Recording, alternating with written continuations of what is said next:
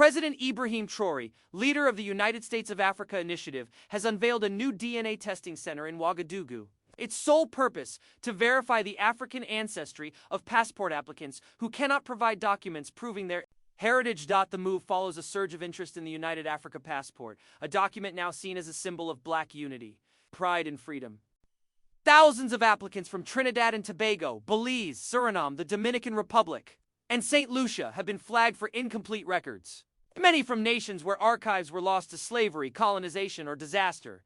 This is not about rejection, Traore said in his announcement. It's about reunion. But we must do it right, or we risk losing the meaning of what we are building. Haiti and Jamaica will automatically qualify due to their well-documented African ancestry, and most African Americans will face no issue. However, some will be asked to verify lineage where records are missing or altered. The decision sparked both joy and uncertainty. In Trinidad, young people marched through Port of Spain waving national and Pan-African flags, chanting, "We are Africans too." In Belize City, confused applicants gathered at community centers asking, "Am I African enough?" The Burkina Faso DNA Center is equipped with advanced laboratories and offers free confidential testing. Approved applicants will be fast-tracked. For passports, supporters say it ensures the movement is real and lasting. Critics, including former U.S. President Donald Trump, warn of political and economic consequences. If you go through with this, Trump told Traore, "we will reconsider all trade agreements with Burkina Faso." Traore's response was firm. Africa is not for sale. Our people are not merchandise. For centuries, the world stole our people. Now they are coming back. We will welcome them not because they are American or Caribbean, but because they are African. His words resonated across Africa, the Caribbean, and the United States. Social media lit up with praise from Black communities in Harlem, Atlanta, Chicago, and Detroit. Haitian youth posted videos shouting, "We are African." Despite the excitement, the DNA Center was overwhelmed within 24 hours of opening. Applicants arrived with documents, photographs, or only oral histories.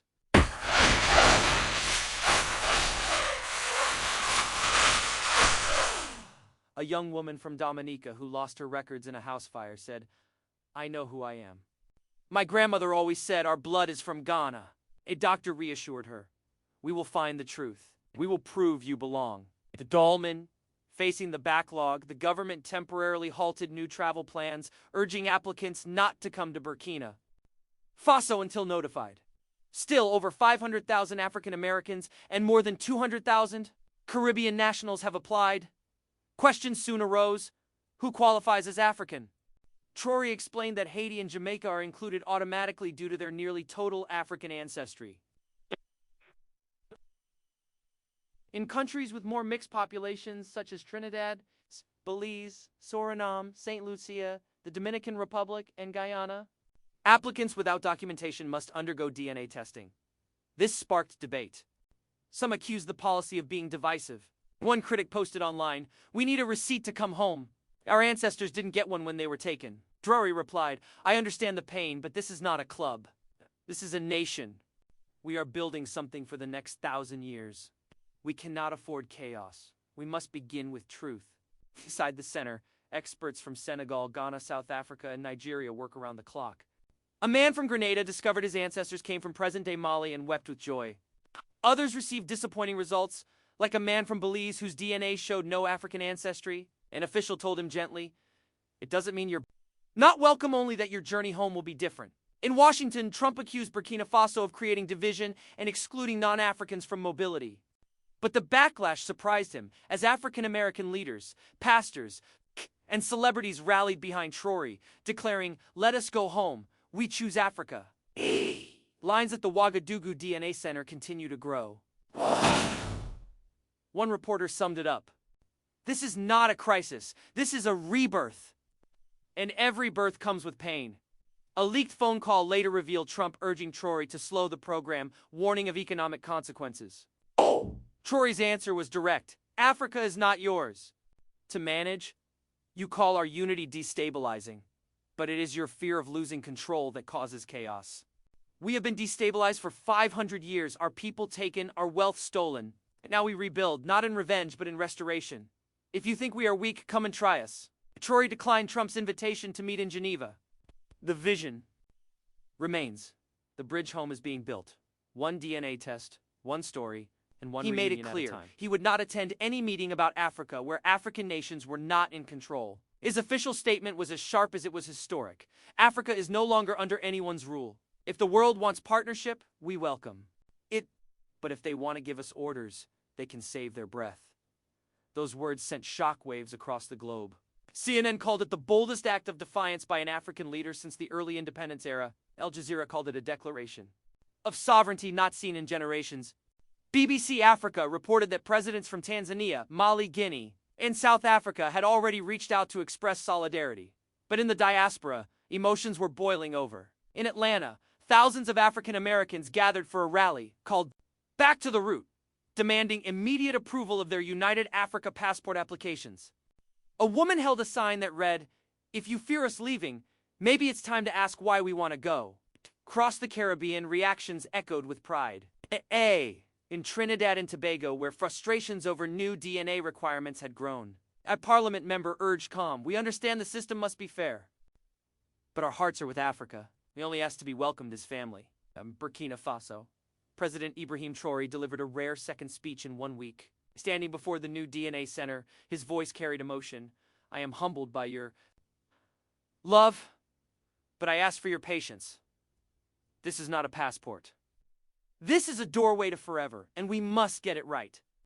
Then came the words that would trend worldwide. "The African Union may have been a dream, but the United States of Africa is becoming a reality. We must secure its borders, its values, and its future with discipline." Behind him, construction. Crews were already building a second DNA testing lab, with a third planned in Bobo-Dioulasso. More African nations volunteered to host their own centers. And then, the debate began. Who truly qualifies as African? The question exploded online after. Maria Thompson, a woman from Belize, was denied the United Africa passport because her DNA showed no verifiable African ancestry. She had celebrated her application online, calling Africa her spiritual homeland. When the denial came, the letter read, "We honor your solidarity, but under the current requirements, you are not eligible for the United Africa passport." Maria was heartbroken. "I feel African in my soul, my culture, my food, my heart. It's all African. But now I'm told I don't qualify. That hurts." Her story split public opinion. Some praised the strict criteria. Others warned it risked dividing people who love Africa. On Al Jazeera, historians and cultural leaders clashed. A Ghanaian scholar argued, Africa is not just about DNA, it's about solidarity, shared struggle, and belonging. Burkina Faso official countered, "We are creating a legal, unified African nation, and like every nation, there must be rules." In response, Traore called an emergency press briefing. Flags of African and Caribbean nations framed him as he spoke. It is not easy to tell someone who loves us that they do not legally qualify to return. But this is not about rejection, it is about protection. He reminded the world, for centuries, Africa had no control over who left or entered her gates. We were looted, divided, exploited. It's time we must build with structure, identity, and discipline. Then came to new initiatives, cultural citizenship for those with no DNA proof but deep proven ties to African culture and causes. Second level, residency for non-African descendants to live, work, and reapply for citizenship in the future. Caribbean leaders welcomed the move and called for regional application centers. In the U.S., African American leaders demanded transparency. Many of us have mixed roots: African, Native American, European. Are we African enough? Traore ordered the launch of an online eligibility portal to give answers before people traveled. Western pressure mounted. The U.S. president warned Burkina Faso that mass African-American renunciations of U.S. citizenship could trigger diplomatic consequences. Traore's reply was blunt. "We are not asking anyone to renounce anything. We are offering our children a way home." Soon, a photo went viral. A young African-American girl holding a globe, pointing to Africa. "I know where I'm from now." Over it were Traore's words, "No force on earth can stop a people who have remembered who they are." Then came the day that would make history. Under the blazing sun in Ouagadougou, thousands stood outside the new United Africa Immigration Center, applications, DNA results, and dreams in hand. Inside, Traore stood before scientists and ministers from 20 nations. The African Renaissance has begun. And no one can stop it now. He honored Jamaica, Haiti, Barbados, and Trinidad and Tobago, whose citizens qualified automatically through historic lineage. Then he addressed Belize, Guyana, and Brazil. We will not punish our people for the crimes of slavery. If your blood carries Africa, if your ancestors were stolen from these lands, Africa will never turn her back on you. But this is not a tourism program. This passport is a legal claim to Africa's future. It must be earned, protected, and respected. He announced the United Africa Ancestry Verification Center, with branches in Kingston, Port-au-Prince, and Atlanta to process DNA, reconnect families, and offer citizenship pathways. Then came the twist. The African Union had passed a resolution: any African-descended individual with confirmed DNA or documented ancestry would get fast-track citizenship under one flag, one currency, and one passport. A BBC reporter asked about U.S. threats to cut trade ties. Traore's answer was ice cold. Tell the U.S. president this: Africa is not yours to threaten. We are not your plantation. The days of your economic chains are over. If you fear African Americans leaving your country, ask yourself, why? Maybe it's not us. Maybe it's you. The crowd erupted. The website crashed under global traffic. People camped outside holding signs. I've waited 400 years. I can wait a few more days. On TikTok, a father hugged his daughter. We're going home, baby. In Barbados, the Prime Minister raised both the Barbados and United Africa flags. And from Burkina Faso, Traore closed with a statement that shook the world. For centuries, they took our people, our diamonds, our dignity. Now we take back our identity. We don't want war, we want unity. But we will not beg. We are building a nation, not just a passport. A borderless, dignified, powerful Africa. We're not asking permission anymore. We are coming together and we are never going back.